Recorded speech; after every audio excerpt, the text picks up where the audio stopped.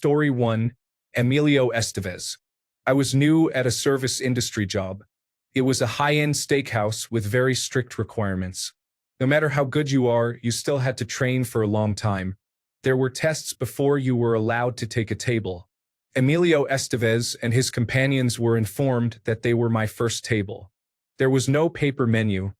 It was delivered verbally by the server.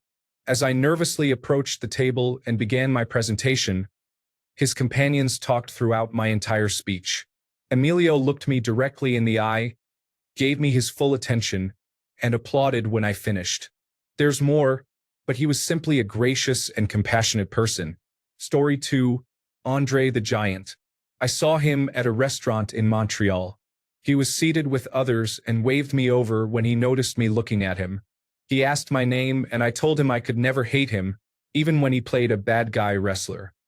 He burst out laughing and said, "I was never a good actor. Have you seen The Princess Bride?" He was a really cool guy. Story 3. Mike Myers. I was around 10 years old when Austin Powers had just come out. He was arguably at the height of his career, but seemed genuinely happy to be recognized, and was eager to talk about Austin Powers, Wayne's World, answer all my questions, and sign an autograph. Even my mom, who was with me at the time, was amazed and said, "Wow, he's really nice." Years later, I startled Keith David at the Russian and Turkish baths on 10th Street in Manhattan. I introduced myself and then said I had to show him something as I lifted my towel. I didn't think at the time that he would assume I was exposing myself, but I just wanted to show him my "They Live" tattoo on my upper thigh. He thought it was hilarious once he realized I wasn't about to flash him. Story 4. Hosier. I met him in a club in Positano. He was intoxicated and sang, "Take Me to Church" for everyone. There were only about 30 to 40 people in the club at the time, and he spoke to everyone and took pictures with all of us. Story 5. I was leaving a restaurant nightclub with a long, narrow, crowded hallway exit. I was being lightly pushed from behind. When I made it outside, I spun around to see who was making contact. Patrick Swayze. He was gently apologizing when I blurted out his name and told him I loved him. He said, "I love you too," then gave me a big warm hug. I didn't know how sick he was from cancer at the time until I read that he died a few months later. Story 6. John Densmore, drummer of The Doors, is someone I met 20 years ago at a bookstore. We talked as if we had been friends for years and even looked at some records in the music section. I remember he was pleased to see Bonnie Raitt's new release at that time. He is a kind person, and as a huge Doors fan, I quick sketched him, which he signed.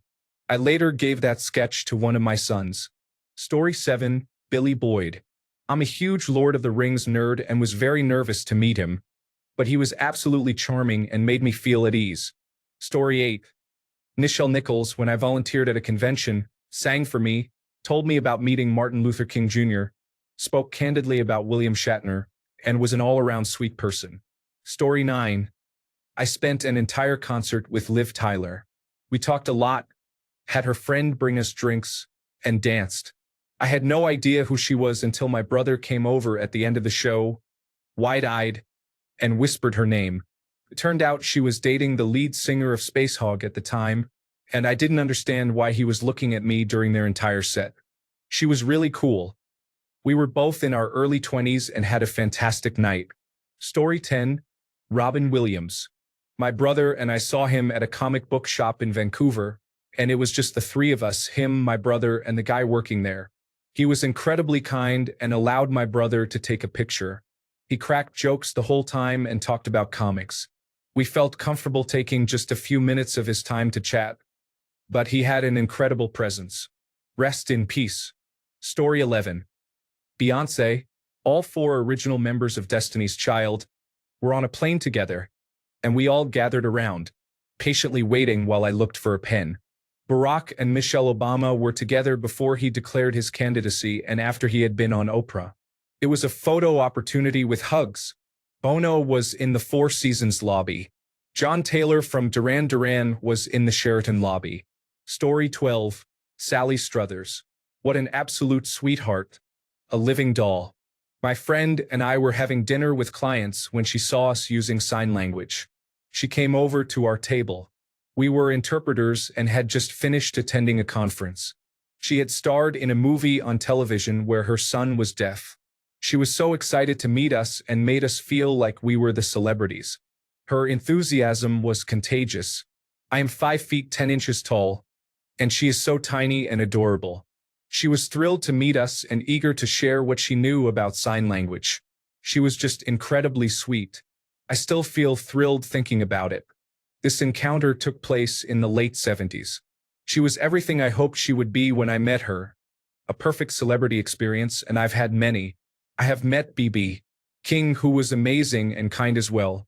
Sally Struthers is number 1. Story 13. Sean Astin is quite possibly the nicest man on the planet. You would never guess he was a child star raised by celebrity parents. Story 14. Gene Hackman was a remarkable individual. I interviewed him for almost an hour in the post-race VIP paddock at the Toyota Grand Prix of Long Beach in 1988, where he drove one of the Celica GTs in the celebrity race. I was a young reporter, just out of college, covering the Hollywood beat for a major Los Angeles news station. Gene was very welcoming and made both me and my camera person feel at ease. It felt like we talked for hours about everything from cars to movies to food. I was already a fan, and he solidified that admiration for life. Story 15. Danny Trejo told me he loved my performance in Bubble Boy, and I expressed my appreciation for it as well. He and his now ex-wife Debbie were both fantastic. Story 16. David Lynch, while filming Fire Walk with Me in North Bend, Washington, was very sweet and soft-spoken, and was not at all what I expected. Story 17. My mom had the same lawyer as Ozzie Smith, a former player for the St. Louis Cardinals. My dad went missing in action, so she was trying to get a divorce from him. He gave my mom and all 5 of us kids front row seats to a Cardinals game. He came up to our seats before and after the game and had signed jerseys for all of us. He talked to each of us kids about how his parents also got divorced when he was a teenager. I was starstruck. He was a good guy and very kind to us. Story 18. Susan Sarandon. I had no idea who she was. She had a big hat and sunglasses. We had a nice conversation about the south of France. She left for the restroom after about 20 minutes of conversation. The bartender asked me if I knew who I was talking to. Nope, but she was cool, elegant, and very intelligent. That same summer, I was at a bar making small talk with a guy. We started discussing geopolitics, and I was thinking, wow, this guy really knows what he is talking about. We were cracking jokes and having a good time. He left, and the same thing happened. The bartender asked me if I knew who I was talking to. It was Bill Richardson, former governor of New Mexico and ambassador to the United Nations. Story 19. I was so excited to meet Barack Obama that I blurted out, "I love you." He laughed and said, "Ah, give me a hug." I also got to hug Michelle, and she is stunning in person. I didn't mean to sound creepy, but when we hugged, my hand brushed her arm, and her skin was as soft as a baby's. They were both so warm and kind. I really miss Obama right now. Story 20. Arlo Guthrie was performing near the hotel restaurant where I worked. He asked if I had a recommendation. I asked him if he liked Italian food. He replied, "Yeah." I warned him not to order the spaghetti, and we both laughed. Story 21. Ewan McGregor was casually sitting under a tree in Santa Monica. It seems he owns many bikes. He appears to be a nice person. Story 22. Kim Coates from Sons of Anarchy. I loved meeting him. He was so down to earth. Ron Perlman is another amazing person. Very charming and sweet. Story 23. Billy Joe Armstrong was one of the lucky few who got called up to play guitar on stage in 2017. He made all my childhood dreams come true and was genuinely kind, even when I made mistakes while playing guitar. Story 24. Chyna, the late wrestler, was a vibrant and friendly person. I met her at a cast party for a television series where she had recently appeared as a guest star. She exuded so much energy that it was clear she was happy to be there. I felt like she was partly in character but mostly just glad to relax with people who didn't care about her fame. Story 25. Paul McCartney, Dua Lipa, and interestingly, Dr. Ruth. It was not surprising that she was kind. She was very sweet and grandmotherly. Story 26. John Travolta. His daughter had just been born the month before, and I worked for a distributor that was promoting his movie Battlefield Earth. He was very gracious and genuinely seemed happy to meet me. He is much bigger than I thought. Story 27. I recently met Henry Winkler. I had the opportunity to mic him up for an event. He shook my hand and said, "Hi, I'm Henry." Everything he said was filled with enthusiasm. His life themes seemed to be kindness, gratitude, and encouragement. He was also hilarious. What a great presence to be around. Story 28. Fred Rogers. I would have loved to be his neighbor. He talked to me like I was a person even though I was only about 8 or 9 years old. Not like I was just a kid. Story 29. Bill Paxton and his wife were both incredibly nice, and he was just hilarious. The short time before he passed away was a celebrity death that truly made me sad to hear. Story 30. Danny Trejo was on a flight, and I sat next to him. After he started a conversation, I found myself expressing enthusiastic fan appreciation for almost an hour. He was gracious and kind. I was teaching at a law school with a focus on indigenous rights in the United States, and we had a lovely, meaningful discussion about mestizo culture, the representation of brown men as positive figures, and many other profound topics. He is the most interesting celebrity I could ever imagine. Story 31. Jimmy Carter, 2018. I still remember how strong his hand was when he reached out to shake mine. Later that week, several of us traveled from Atlanta to Plains, where the town hosted us for fried chicken and square dancing on Main Street. Rosalind Carter was recovering from surgery and could not attend. However, Mr. Carter was there, visiting, dining, and dancing with all of us. Story 32. Mark Ruffalo. I was a waitress at a popular local California Mexican restaurant and waited on him multiple times. He was in town for several weeks while filming the movie Foxcatcher. We talked about our children, and he enjoyed hearing the restaurant gossip. A really pleasant and wonderful person. Story 33. I met John Candy at Water Tower Place in Chicago in 1990 or 1991. I was with my choir to perform at the tree lighting ceremony. He was in a music store. I recognized him and debated whether I should approach him. I mustered the courage, and I am glad I did. He was a warm person who was happy to answer any questions I had for him. He stopped looking at the music and focused on me. He made me feel like I was the only person in the world, and I can't express how good that made me feel. I was 10, but he treated me like an adult. He truly cared about what I was saying as he listened and responded thoughtfully.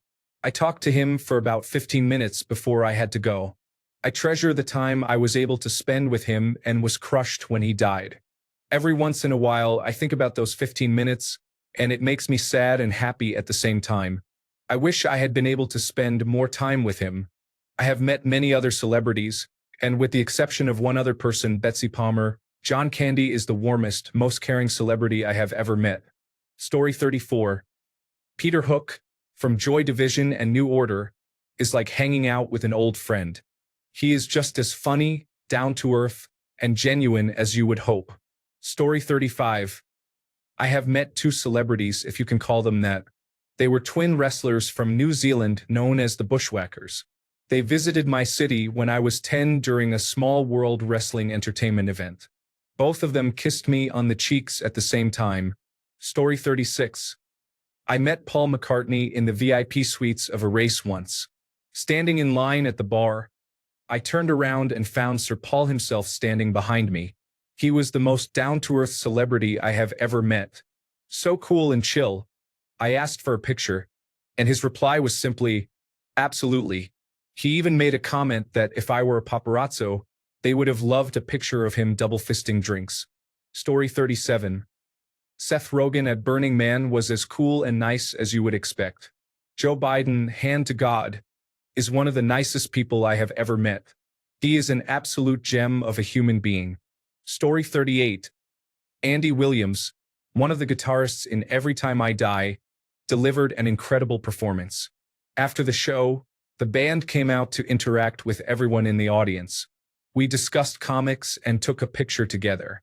It is always impressive when bands of that caliber take time before or after a show to engage with fans without charging extra for backstage access. Story 39, Robin Williams. I didn't have any paper for him to autograph, so I pulled out a $2 bill. I remember he made fun of his very hairy arms. Story 40. Danny DeVito and Rhea Perlman visited SeaWorld in San Diego around 30 years ago as the park was closing. My sister approached them, but I felt too shy to join her. However, I noticed they were smiling the entire time, and my sister said they were absolutely delightful. Story 41. I saw Sir Ian McKellen after a theater production of Hamlet in London, and he is just the sweetest. My partner at the time wanted a photo with him, and he happily chatted with us for a brief moment until his cab arrived. He was truly nice. Story 42. Linda Lavin was an absolute sweetheart. Roger Ebert was working in a deli, and I made him a tuna sandwich on an onion bun with extra mayonnaise. He was super nice and gave me 2 thumbs up. Story 43. I met Nicolas Cage at an airport. A few people, including myself, approached him to get his autograph, and he couldn't have been nicer. He made a point to shake everyone's hand and signed autographs for anyone who asked. He was genuinely nice and pleasant to chat with. Story 44, Jonathan Frakes. I met him at my local Comic-Con last year. I was incredibly nervous, as I am a lifelong fan of Star Trek. The next generation, to the point of getting an ultra-detailed Enterprise D tattoo on my arm. I was a complete dork and could barely say much beyond "I love you," but he was very gracious. I took a photo with him, and he was patient while I fumbled with my purse and asked permission before putting an arm on my shoulder for the photo. I have avoided fan meet and greets at conventions for years due to the "don't meet your heroes" notion, worried they would be short or rude and tarnish my appreciation for something I loved. However, Frakes was so kind. I am glad I did it. Story 45. George Carlin walked by the truck where my husband, a male friend, and I were sitting in the parking lot outside a Bakersfield auditorium in the early 1980s. Carlin had his garment bag slung over his shoulder and was the headliner for the event. Both men were smoking a joint, and I yelled when I recognized him. He wandered over, took the joint my husband offered, and hit it a couple of times. I got his autograph, which I have since lost. He was casually charming, and up close, he resembled someone's hippie uncle.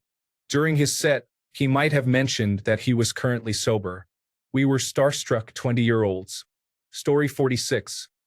I met Keanu Reeves when his band Dogstar was playing at a club where I worked. I had the chance to hang out with him after the show. He is unbelievably kind, humble, down-to-earth, and a decent person. As he was leaving, I thanked him for spending time with me and expressed my appreciation for our conversation about music and films. He smiled, shook my hand, and thanked me for making him feel welcome. He is truly one of a kind, possessing so much yet still taking the time to connect with a fan on a purely human level. Story 47. Carol Spinney, the man behind Big Bird, was so kind and loved his job. He enjoyed interacting with children and adults alike. I felt very sad when I heard about his passing. He was a true treasure. Story 48. Jamie Bell, known for his role in Billy Elliot, was in line with him to get coffee in Venice Beach years ago. He is a very nice person. Story 49. Jack Johnson.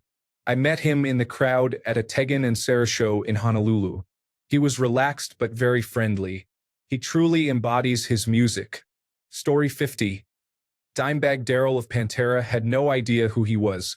I was outside a club, smoking while waiting for my friends. He borrowed a cigarette from me, introduced himself as Darrell, or maybe Dare. It's been many years. We talked for a bit about nothing, really. His girlfriend, I think, came searching for him, stayed, and talked for a few minutes. She called me Missy, not my name, and said they had to head back inside. They were both very nice.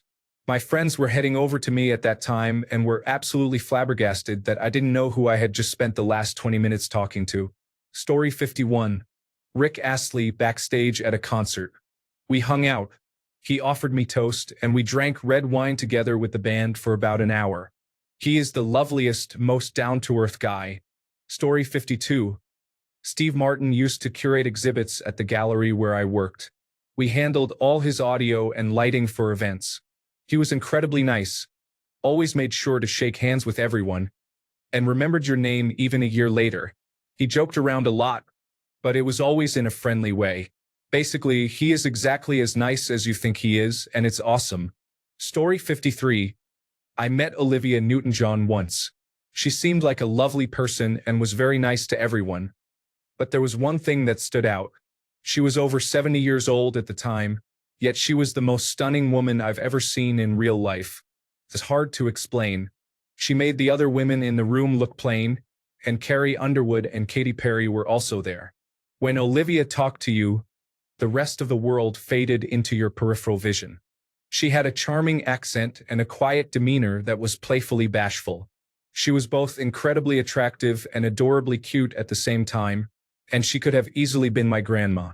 She smiled at me because I must have had stars in my eyes, and it felt like the first time I heard the Beatles. She is known for being beautiful, and I promise you, she is extremely underrated. Oh, Sandy is absolutely right. Story 54. Clive Barker spent a considerable amount of time talking to me while other people stood behind us in line. He engaged more with my one-year-old child than with us parents. I will always remember the man's genuine kindness. He mentioned that my firstborn's life would be amazing because most of it would be lived after Donald Trump is no longer alive. Story 55. Booker T and Rob Van Dam from World Wrestling Entertainment were sitting together at a restaurant, enjoying a couple of beers when I spotted them as we were being seated. I didn't want to interrupt at first, but I noticed they were very nice to people coming up to them for pictures.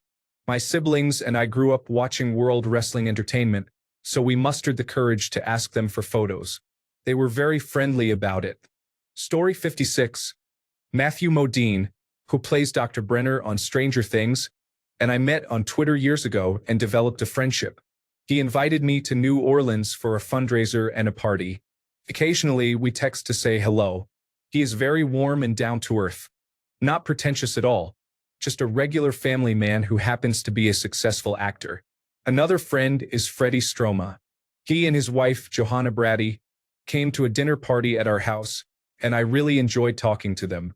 The next day, he brought us a loaf of homemade sourdough bread and a starter kit for my wife. He is really into baking and has a special oven for it. Story 57. Lou Diamond Phillips gives great hugs and is warm and gracious. He went to high school with my sister, and she says he was a nice guy back then, too. Story 58. Noah Weil. I told him I grew up watching Emergency Room, and that informed my career decision. He asked many questions about me and was very kind. Story 59.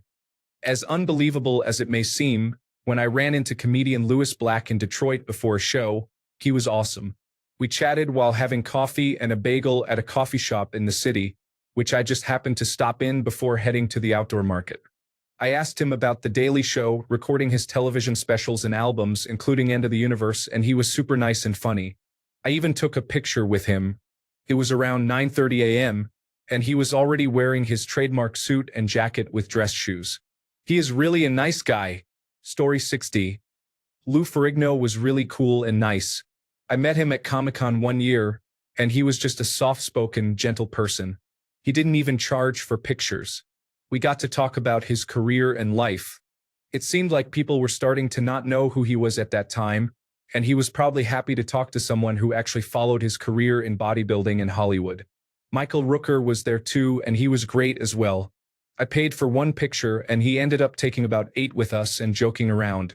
He had the same friendly energy with everyone. Story 61. Drew Barrymore is truly the kindest and most down-to-earth person. One of my favorite memories is meeting her at my last job. Story 62. The Dalai Lama.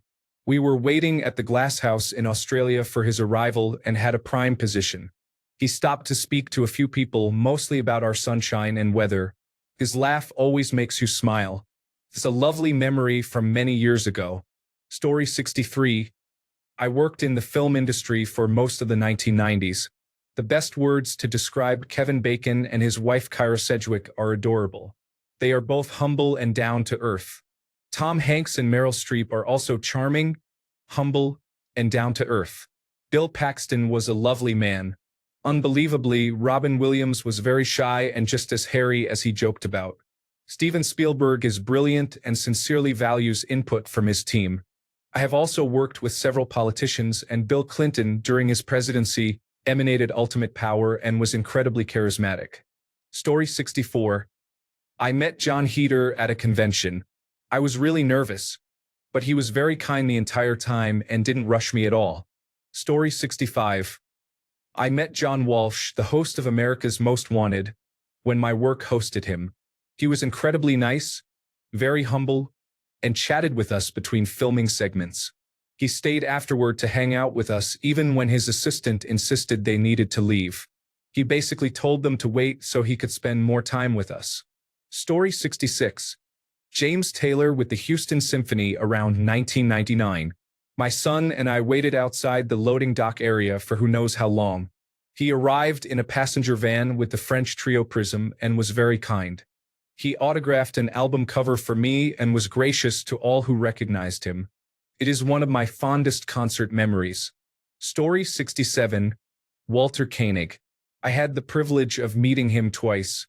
The first time he was warm, friendly, funny, and overall a true charmer. The second time I met him was right after his son passed away, and it seemed like he was just going through the motions, understandably. He still recognized me, which surprised me since I didn't think I made much of an impression.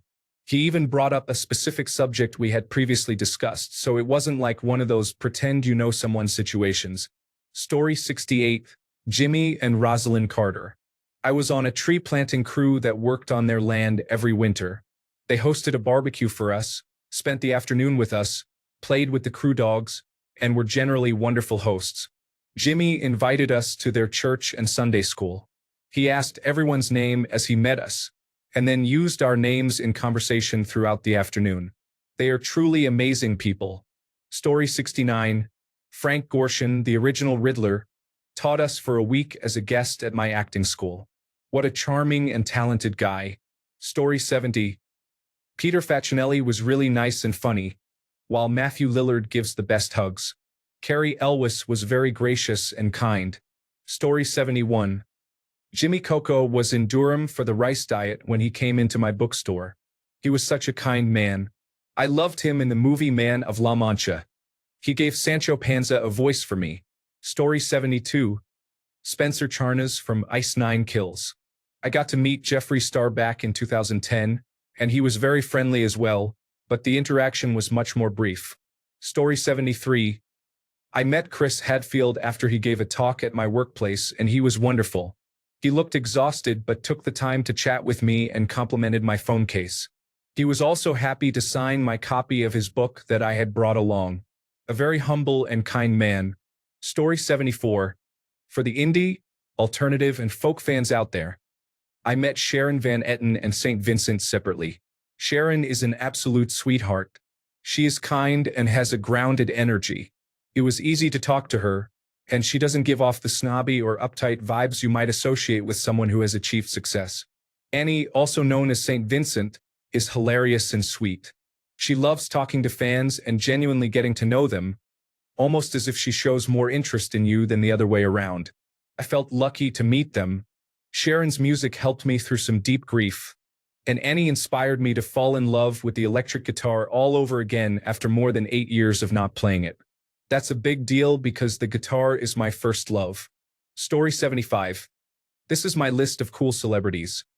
Maya Rudolph, Paul Rudd, Pete Davidson, Maddie Matheson, Justin Bieber, John Krasinski, Eddie Patterson, Brian Jordan Alvarez, Stephanie Koenig, Shaquille O'Neal, Benny Blanco, Carrie Fisher, Mark Hamill, Kobe Bryant, Martin Starr, and Michael Cera.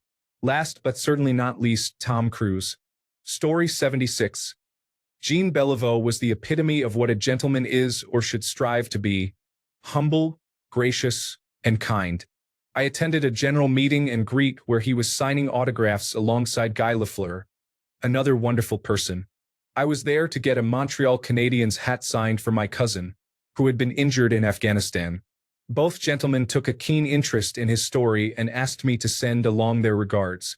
Jean was genuinely concerned about my cousin's well-being, and I couldn't bring myself to end the conversation. Eventually, I felt bad for holding up the line and asked to be excused, thanking them both repeatedly. He offered a warm handshake and reiterated his best wishes. I am a Toronto Maple Leafs fan, but for at least a moment, he made me a Montreal Canadiens fan. Story 77. Christy Yamaguchi was one of my idols as a child. She was very kind about how openly I expressed my excitement. Story 78. King Charles, when he was Prince Charles, visited customs. Since he was not yet the monarch, he had to go through security screening. He brought flowers and chocolates for everyone at the airport. He also stayed for over 30 minutes, chatting and asking us questions about our lives. He is such a great person. Story 79. These people stand out as nice individuals. The Indigo Girls, Sarah McLachlan and her band, and Shaquille O'Neal. Story 80. Hillary Clinton. I took my mom to see her, and she was so gracious and allowed my mom to talk. They were laughing. I felt like a third wheel. Story 81. DJ Qualls visited while I was on shift. He was very nice to everyone.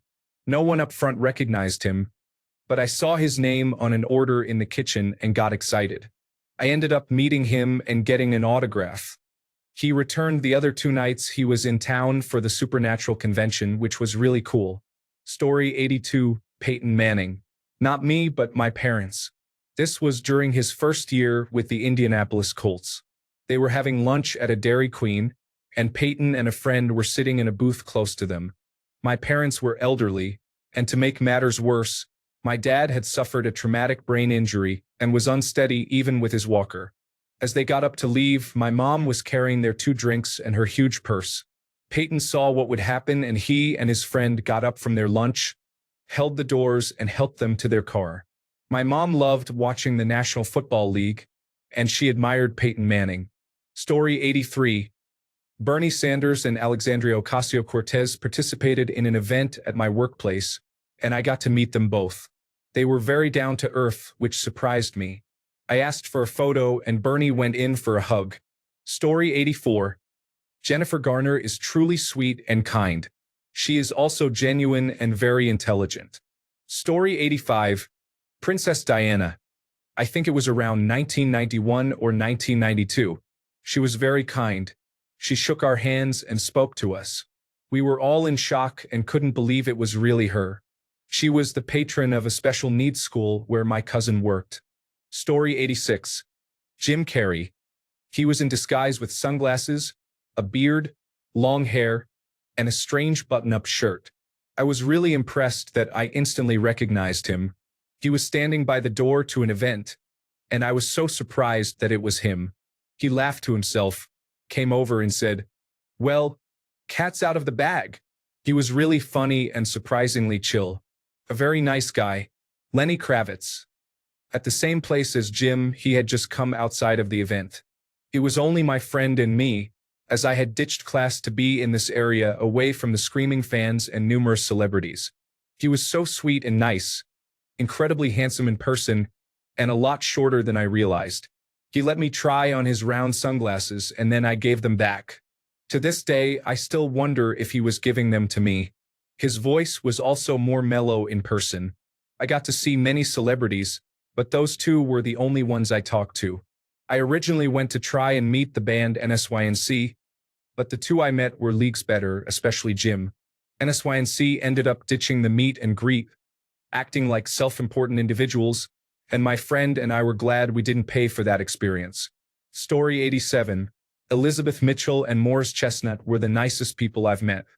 Dennis Quaid was nice and played a great game of foosball, but unfortunately, he is not a good person. Story 88. Shirley Henderson came into the pub where I was working with her mother and sister. She was so down-to-earth and nice, saying please and thank you every time she ordered around. She even bought me a drink for after my shift, chatted with the regulars, and was generally a really lovely person. Story 89. Dave Matthews, or David as he introduced himself, is goofy and laid back. Work had me cross paths with him several times at his child's school, which led to an invitation to a show, backstage passes, dinner with the band, and hanging out on the tour bus after the show. Awesome. Don't drink the water live is on a whole other level. Story 90. When I was an early teenager, I met the members of Fall Out Boy who were around 19 to 20 years old. My friends and I had a plan to flirt with them, and we actually had the chance to go backstage. However, they asked us where our mothers were and brought us bottles of water because our faces were really red. They proceeded to give us safety tips about outdoor concerts until we cooled down and our mothers arrived. At the time, it felt embarrassing, as if they were treating us like little kids. In retrospect, the college-aged guys were appropriately treating us like children. Story 91. Woody Harrelson, Marvin Hamlish, Tommy Davidson, Muhammad Ali, Spiro Agnew, Ric Flair, Luis Guzman, Gabriel Reese, Laird Hamilton, Hervé Villachez, Alec Baldwin, Jeff Goldblum, and Arnold Schwarzenegger. Years ago, he and Maria were dating. He was very kind while she was not. Her father and brothers were kind, but she was quite the opposite. Story 92. I was on a motorcycle ride with a group of friends. We passed through a small village and saw an old Indian chief motorcycle parked in front of a deli. The rider was dressed like Marlon Brando from The Wild One. We continued on and stopped at a state park. A few minutes later, the rider on the Indian chief pulled up to our group, removed his helmet, and it was Billy Joel. He joined us for a long time, took pictures with anyone who wanted, signed autographs, and shared stories about motorcycles and music. He genuinely seemed grateful to everyone for supporting his success and was very kind to all. Story 93. My daughter and husband met Post Malone a few years ago and couldn't stop raving about how lovely, polite, friendly, and humble he was. He had zero ego and seemed genuinely grateful for people wanting to meet him. He didn't give a single indication that he was bored with fan meet and greets or that he would rather be doing something more entertaining with his time. I met Youngblood at a festival with my 2 daughters once. He's an absolute delight and so sweet. He took the time to talk to me and chatted with both of my daughters. My little one was thoroughly smitten by him. He was surprisingly good in how he interacted with the youngest, especially as she was so little and he had no real reason to make time for her. He seemed like a really decent and kind person. Speaking with him briefly, he came across as very genuine and incredibly humble. Even though I'm much out of the age demographic of his fan base, I am now a fan of his for life based on his personality alone, as I'd never heard any of his music back then. I truly enjoyed chatting with him. This was a very different attitude compared to another equally famous musician who was also doing meet and greets at the same time and place as when we met Youngblood. The attitude and engagement couldn't have been more different. He was rude, arrogant, and just behaving poorly. I'm not a fan based on his actions then. I won't name names in case it was an unusual day for him, but it doesn't take a genius to figure that out. My husband met Pete Doherty from the Libertines and Amy Winehouse at an afterparty in the early 2000s. Both looked disheveled but were reportedly super friendly and interesting. He said Amy came across as really soft-spoken and seemed shy. Pete was well-spoken, incredibly clever, and surprisingly articulate, especially considering he was under the influence at the time. They were both charming, interesting to speak with, and not at all celebrity-like or anywhere near as dramatic or sordid as the media portrayed them. Story 94. Tom Baker, the Fourth Doctor, is gentle and has the most playful sense of humor. He remains my favorite celebrity encounter. Story 95. Benedict Wong was one of the few celebrities who went out of his way to introduce himself to me when I met him on set. I just wanted a snack from the catering and he happened to be there too. That said a lot about him as a person of influence working with regular people like myself. It's the small things that matter. Story 96. Molly Ringwald. I met her in the bathroom of a bar, and we had an entire conversation about the band setting up. She was lovely. Story 97. Henry Winkler was a supervisor at a golf resort where he occasionally stayed. He was very kind to everyone. Story 98. Linda Hamilton. I delivered a pizza to Sarah Connor, Denzel Washington. I sold popcorn to Malcolm X. I lived in Los Angeles for a bit in the 1990s, and it was so fun. Story 99. Sandra Bullock was very friendly. I met her at Club Lingerie around 1998 or 1999 when she was there with her friends to watch Keanu Reeves' band Dogstar perform. I told her that while you were sleeping always makes me cry, and she said that was one of the nicest things anyone had ever told her. She asked my name and introduced herself as Sandy. She was a warm, sweet woman. Story 100. Obama was incredibly personable. I had only a few minutes to meet him, and he asked me many questions about my AmeriCorps position at that time. He is genuinely a nice person, regardless of political alignments. Story 101. Dustin Gwynn appeared in 21 Jump Street. He was a lovely guy who treated background actors like real people. Holly and Johnny were also okay. Story 102. I met Frank from American Pickers once while on a layover in Portland, Maine jetport. He was a cool guy. I wish my meeting with Stephen King had been similar. I loved his books growing up, but watching him berate and insult a waitress because he arrived before they had fully opened the airport food joint and the coffee wasn't ready until she cried, and then call her a fat lazy cow, definitely ruined the experience for me. I also met Jack Black before he became famous, although it was only in passing and I was young, so I wouldn't know for years that he was an actor. My memory suggests he was a good guy and didn't treat me like a snobby kid, even though I probably was. Story 103. Bruce Springsteen was in town for a concert. I believe he needed a pair of jeans in the afternoon and was very kind to have his picture taken with a group of giggling teenage girls as he came out of the store.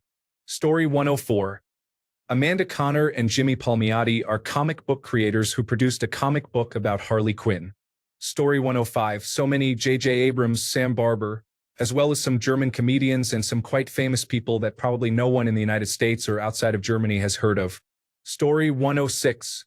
Britney Spears, 2002. She ended up in a luxury box during a football game at Louisiana State University.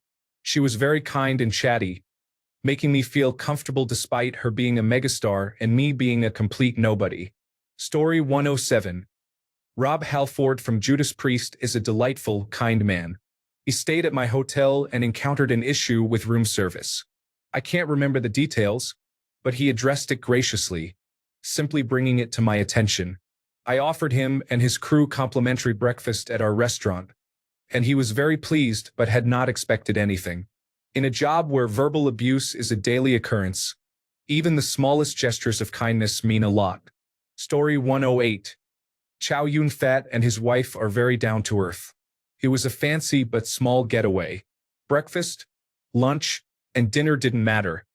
They always brought their finished dishes to the counter and thanked the staff. They are really nice people. Story 109. I met Ice-T during the 2014 Alternative Press Awards in Cleveland.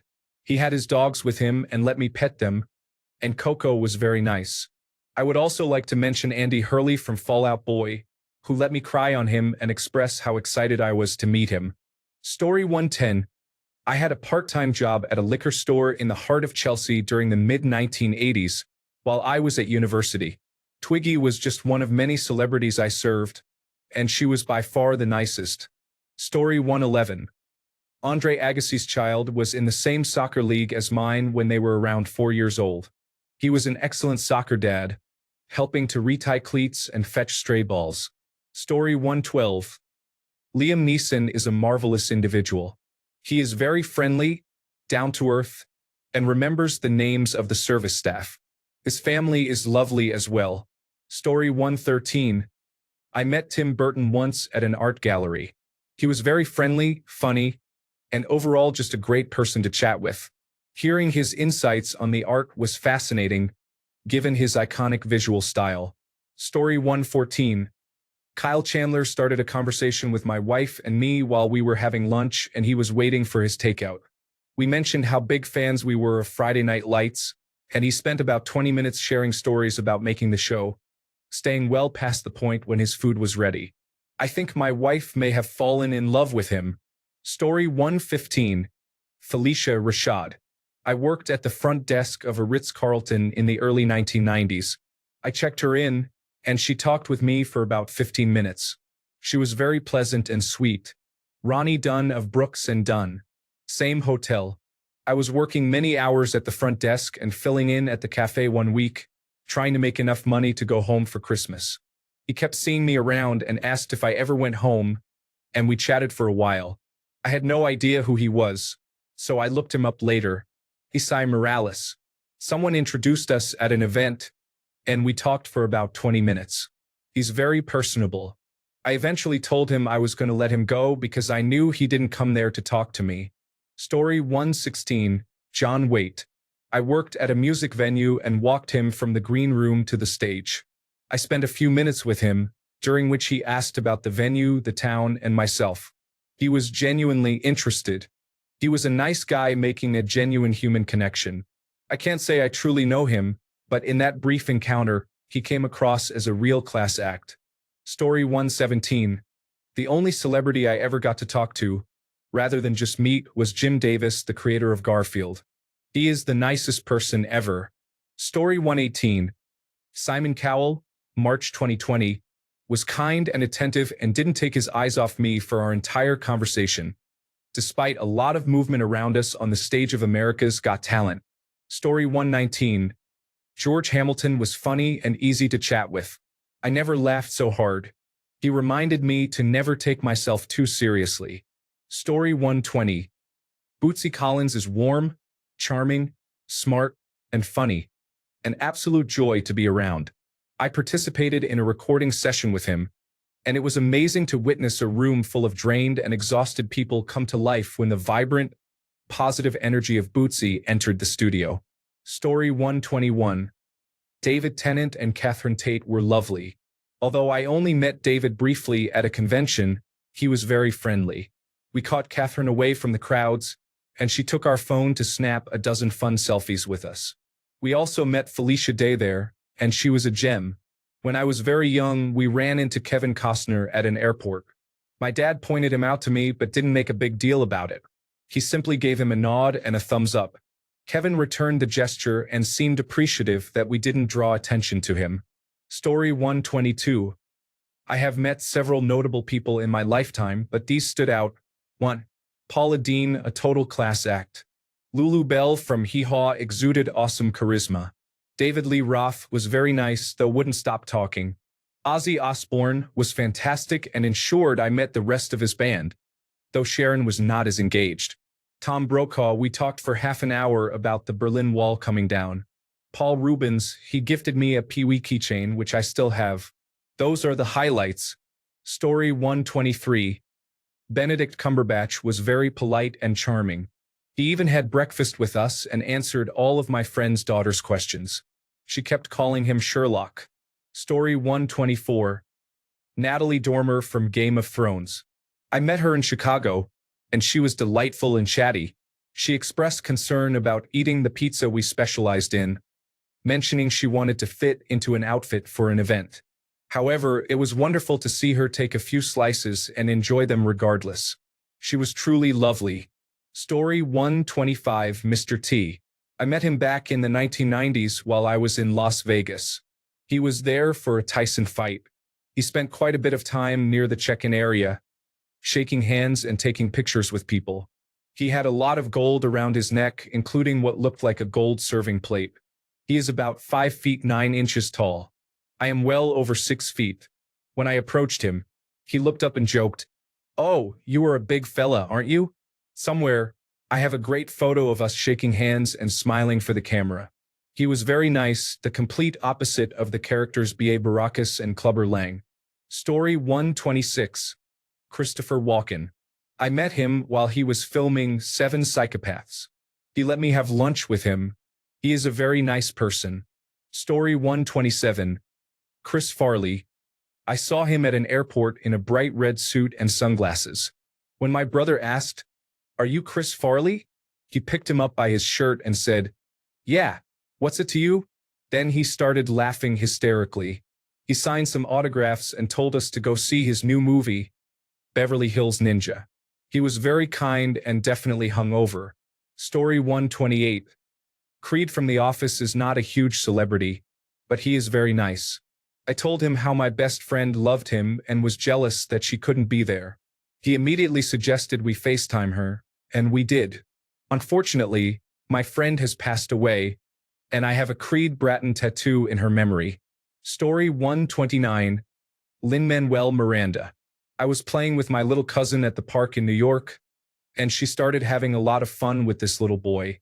My aunt started talking to the dad, completely oblivious to who he was, and I turned around and was shocked to see that it was Lin-Manuel Miranda. I'm a huge fan of Hamilton. I continued playing with the little ones for a bit. Then Lin-Manuel Miranda and his child had to go. But I walked up to him to confirm who he was and said, "I really admire your work." He replied, "I really admire your flip off those monkey bars," referring to the random stunt I performed to make the kids laugh while I made faces at them from upside down. He chatted with me for about 2 more minutes, and from what I can tell, as well as what my aunt said, he is a really sweet guy. Thanks a bunch for sticking around till the end of the video. Remember to subscribe, and until next time, stay awesome and goodbye.